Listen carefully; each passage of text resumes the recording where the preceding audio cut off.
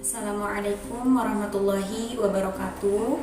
Perkenalkan, nama saya Lilis Robiatul Awaliyah, mahasiswa Universitas Pamulang semester 5, Fakultas Keguruan Ilmu Pendidikan Ekonomi. Di video kali ini saya akan menjelaskan materi IPS kelas 8 dengan tema Pluralitas Masyarakat Indonesia.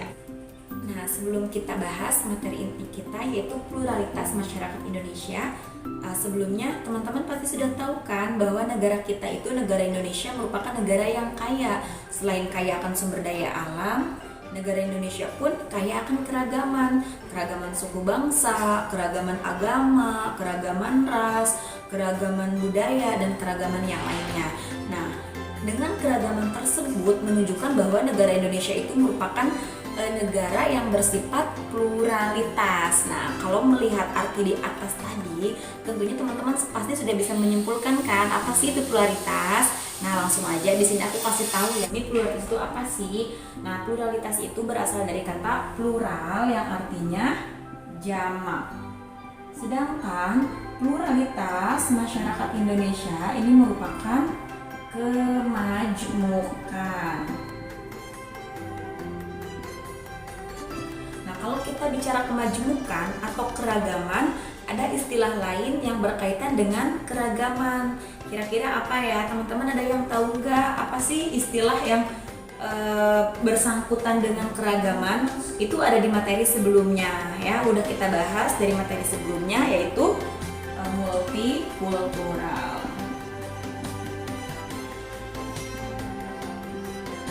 Kultural ini berasal dari kata multi yang artinya banyak, sedangkan kultur ini artinya kebudayaan.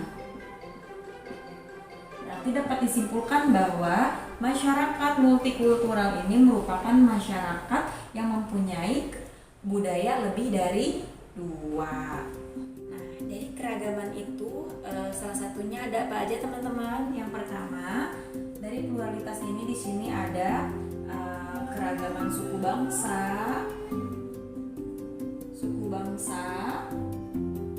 keragaman ras, keragaman agama, dan keragaman budaya.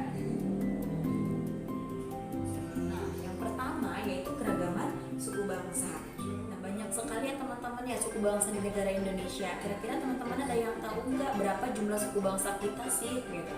Nah, di sini langsung aja aku kasih tahu bahwa jumlah suku bangsa di negara Indonesia itu ada 1.340 suku bangsa. Wah, banyak banget ya teman-teman ya.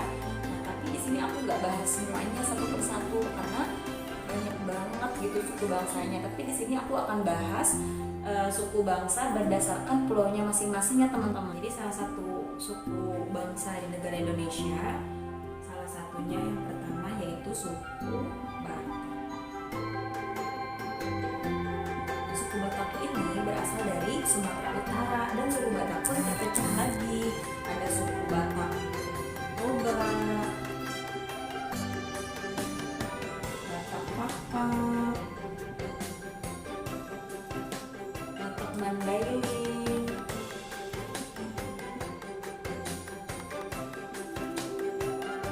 dan Batak. Suku Batak ini terkenal dengan sikapnya yang tegas dan pekerja keras. Suku Melayu. Suku Melayu ini berasal dari Bangka Belitung.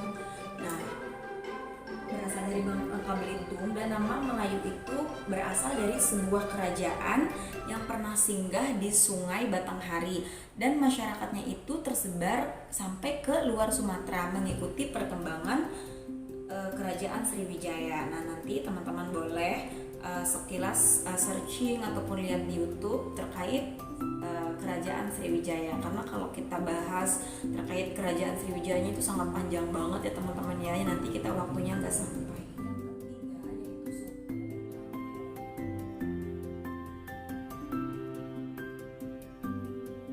ketiga yaitu suku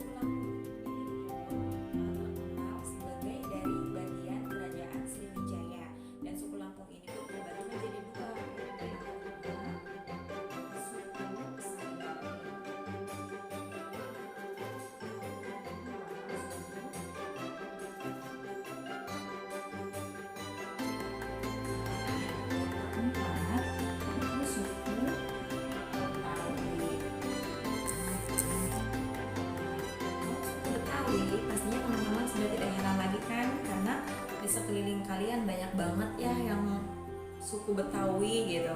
Nah, suku Betawi ini berasal dari DKI Jakarta dan suku Betawi ini mempunyai pakaian adat tersendiri. Ciri khasnya itu dengan pakaian adatnya, dan juga ada boneka ondel-ondel. Teman-teman pasti suka lihat kan di jalanan ataupun di TV, di YouTube pun banyak. Nah, itu boneka ondel-ondel merupakan ciri khas dari suku Betawi. Nah, dan yang kelima,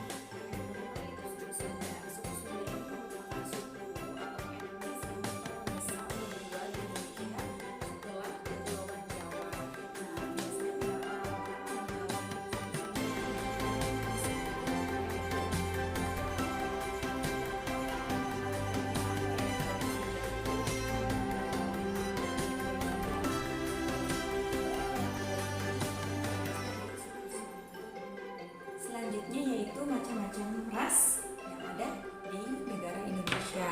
Nah, di sini yang pertama yaitu ras Mongoloid, terus ras Negroid, ras Wedoid, ras Melayu Mongoloid, ras Papua Melanezoid, ras Asiatik Mongoloid, dan yang terakhir yaitu ras Kaukasoid. Nah, ketujuh ras ini merupakan ras yang ada di negara Indonesia.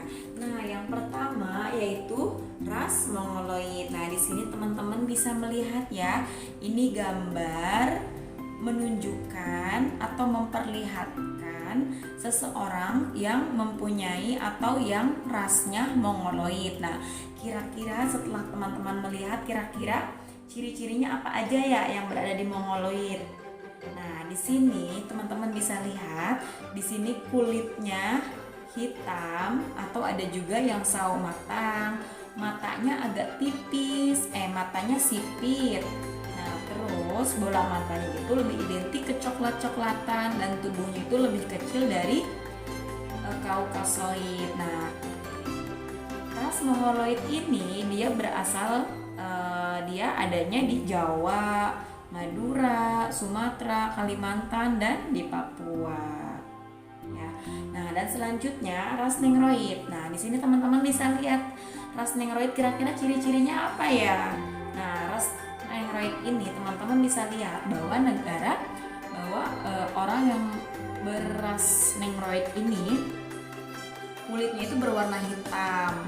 Lalu rambutnya itu keriting, tubuhnya itu tinggi, tapi di sini tidak terlihat tingginya ya teman-teman ya, tapi Negroid itu bertubuh tinggi. Nah, ini ras Mongoloid itu berasal dari benua Asia dan dia menetap di Papua. Di sini teman-teman bisa lihat ya gambarnya. Seperti itu. Nah, selanjutnya yaitu ras Wedoid. Nah, di sini teman-teman bisa lihat ya gambar ras Wedoid di sini. Nah, setelah teman-teman melihat gambar ini, kira-kira teman-teman bisa menyimpulkan nggak ras Wedoid itu ciri-cirinya apa aja? Nah, di sini kita bisa lihat ya teman-teman gambar di sini bahwa ras Wedoid ini mempunyai ciri-ciri kulitnya hitam dan rambutnya itu keriting, bertumbuh sedang. Nah, teman-teman bisa lihat ya nih gambarnya nih. Ras Wedoid ini berasal dari Maluku, Nusa Tenggara Timur, dan dari Riau. Nah, dan selanjutnya yaitu ras Melayu Mongoloid. Nah, di sini ada Asiatik Mongoloid, Melayu Mongoloid, American Mongoloid. Tapi di sini kita melihat Melayu Mongoloid. Biasanya Melayu Mongoloid ini dia berkulit sawo matang, terus rambutnya lurus, bentuk wajahnya cenderung ke bulat dan tubuhnya itu sedang. Nah, ini merupakan Melayu Mongoloid. Di sini teman-teman bisa lihat ya, di sini gambarnya merupakan ras Melayu Mongoloid.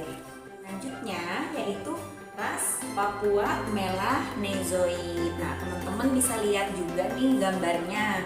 Ini merupakan sekelompok manusia atau sekelompok orang, dia rasnya ras Melanezoid. Nah, ras Melanezoid ini dia mempunyai ciri-ciri yang sama dengan Negroid. Ayo teman-teman, tadi masih ingat nggak kira-kira apa ya ciri-ciri Negroid? Tadi kan sudah aku sebutkan. Ada mungkin teman-teman sudah paham dan tahu ciri-ciri Negroid. Nah, Melanezoid pun sama seperti Negroid, cuman bedanya kalau di Melanozoid itu dia bibirnya lebih tebal. Di sini aku kasih 2 gambar deh biar teman-teman bisa lebih menyimpulkannya ya, biar lebih gampang. Nah, di sini Melanozoid dan ini Nengroid. Nah, mereka sama-sama kan? Sama-sama warna kulitnya hitam, rambutnya keriting, tubuhnya tinggi. Nah, ini berasal dari benua Asia dan di Papua. Sama, ini Nengroid dan ini Melanozoid. Dia sama-sama, tapi Melanozoid bibirnya lebih tebal.